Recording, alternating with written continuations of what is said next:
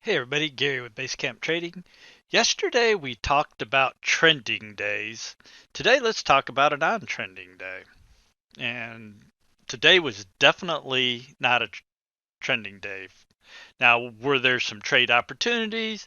Yes, but much, much more difficult to trade in conditions like we had today. Here's a 30-minute chart of crude, and you can see here was our 30-minute opening range in crude. And crude was just all over the place. You can see that crude actually opened down here, putting a bottoming tail, and then pushed higher, closed right here. Then the next bar opened, actually broke out of the 30-minute opening range, pushed up, but then right back down inside it, and then giant push to the downside. And you can see what our EMAs were doing. 5 and 13 just crossing back and forth. This next bar opens here, pushes down, little false break out of the opening range, and then back up, runs into resistance at the 50 EMA, closes right here. Then the next bar opens here, little bottoming tail, actually closes above the 50 EMA and above the opening range, causing 5 and 13 to cross to the upside with some bullish momentum. And then this was the EIA report. Had a big spike up, long topping tail, and then a push down. And then you can see we chopped inside the opening range, a little false breakout, poke above it, but no closes above it. And then we just chopped sideways.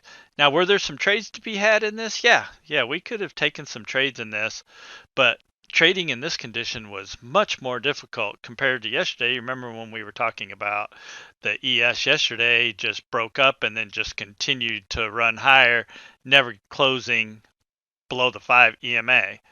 Those conditions are much easier to trade in. We knew yesterday that all we had to concentrate on was our long setups. The ES was trending up, and until we got some kind of a close under the 13, which we never got until the end of the day, there was no reason to look at anything except long trades.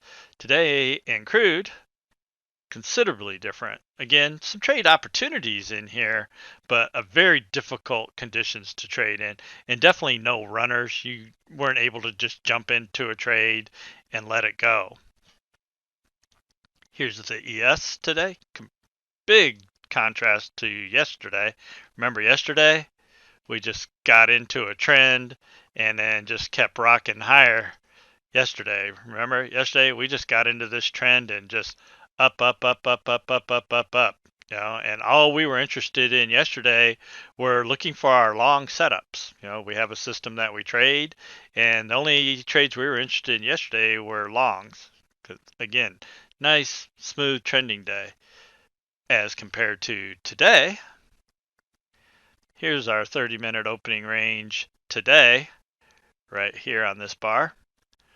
You can see push down, back above the 50. 50 EMA, as we know, is very often sticking point, significant support and resistance.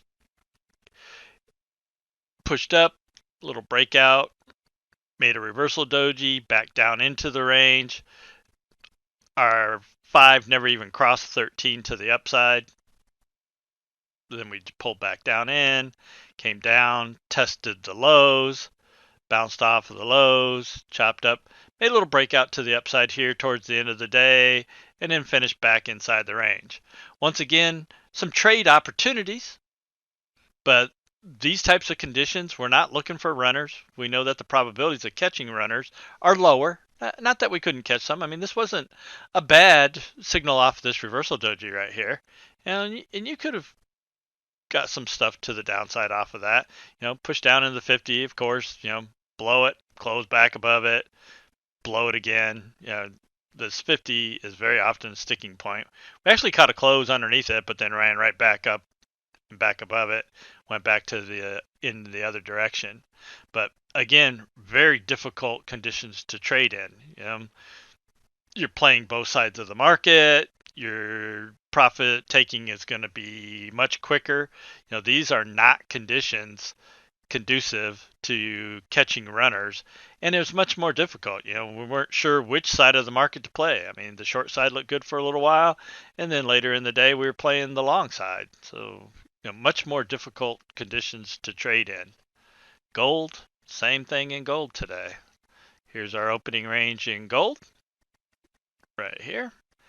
Same thing. Some trade opportunities, nice push down early, and then we left this bottoming tail and back up, but just all over the place. Again, very, very difficult conditions to trade in.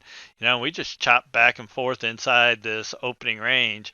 A little bearish lean, bearish momentum, 5 and 13 cross to the downside, but just constantly leaving bottoming tails, bottoming tails, bottoming tails.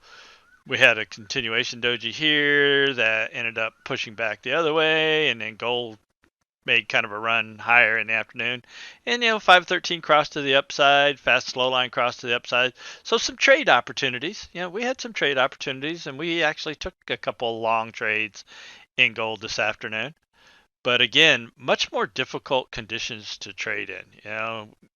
You weren't in a strong trend where you just take your short setups, they worked out and ran, or long setups and they worked out and ran. We're just kind of back and forth all over the place. Again, we have some trade opportunities in these conditions. They're just much more difficult conditions to trade in. And again, your 30-minute range is very helpful in determining whether you're in a trending or non-trending day. For the most part, when you're pivoting up and down, back and forth inside that 30-minute opening range, that's letting you know you're not really in a trend day. And then when you're leaving wicks all over the place, that's another indication that you're not trending well. Your moving averages are all over the place is another one. Your moving averages aren't in confluence with your momentum. Just lots of things telling us this is just not a really good trending day, especially in the afternoon. So again, trading in trending conditions are much easier than trading in trending conditions. And one way that you can kind of help yourself with determining whether you're in a trending day or not is pay attention to what's happening with your moving averages and your 30-minute opening range.